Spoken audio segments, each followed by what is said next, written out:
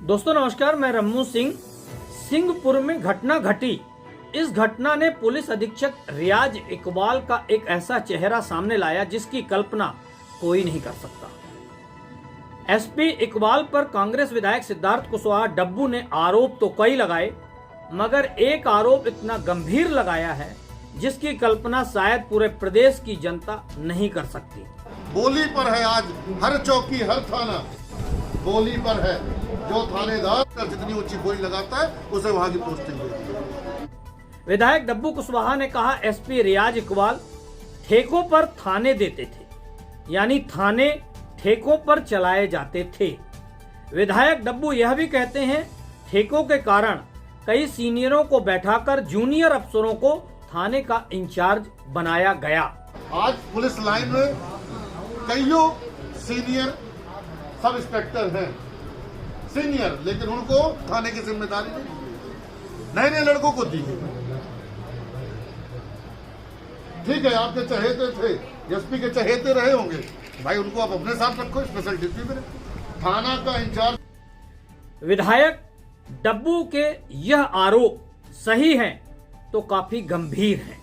अगर यह आरोप गलत हैं तो इस पर रियाज इकबाल को अवश्य जवाब देना चाहिए। ट्रांसफर होना एक अलग बात है।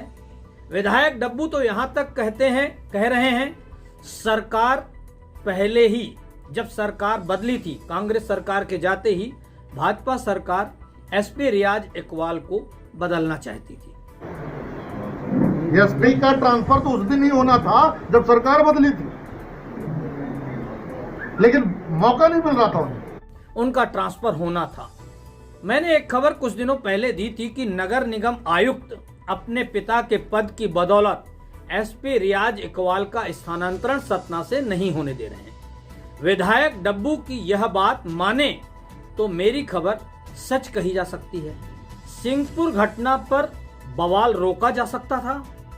जो मुकदमा इतने हंगामे के बाद कायम हुआ, अगर यही मुकदमा थाना प्रभारी के खिलाफ पहले ही कायम हो जाता तो शायद सिंहपुर में ना पत्थरबाजी होती, ना अश्रु गैस के गोले छोड़े जाते, ना लाठी चार्ज की नौबत आती, बेगुनाह ग्रामीण पिटने से बच जाते, जबलपुर और रीवा की फोर्स को बुलाने की जरूरत न पड़ती।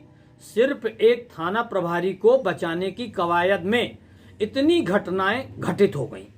जिला प्रशासन से लेकर गृह मंत्री, मुख्यमंत्री तक चिंतित दिखे क्योंकि उपचुनाव की तारीखें घोषित हो गईं। एसपी रियाज इकबाल का स्थानांतरण भी नहीं होता अगर एफआईआर पहले दर्ज कर ली जाती तो। अब सवाल यहां से शुरू होता है कि थाना प्रभारी को बचाने या यूं कहें एफआईआर दर्ज करने में देर क्यों की गई, इसके कारण क्या थे। एसपी रियाज इकबाल सतना से क्यों गए। सिंहपुर थाने में गोली लगने से एक व्यक्ति की हुई मौत। एसपी रियाज इकबाल ने अपने चहेते थाना प्रभारी को बचाने के लिए किए प्रयास, हो गया ट्रांसफर, जबकि किसी ने भी उनके ट्रांसफर की मांग नहीं की थी।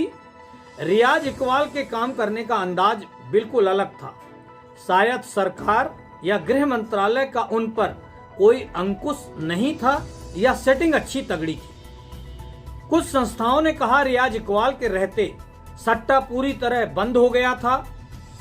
शायद अभी 1-2 हफ्ते पहले ही शहर के नामी सटोरिया कल्लू के यहां सिटी कोतवाली पुलिस ने छापा डालकर लाखों रुपए बरामद किए थे। सिमरिया चौक से कृष्णनगर मेन रोड पर पुलिस चौकी के पास सवेरे से ही कोलगोवा थाने की देख रेख में सरेआम सट्टा खिलाया जा रहा है।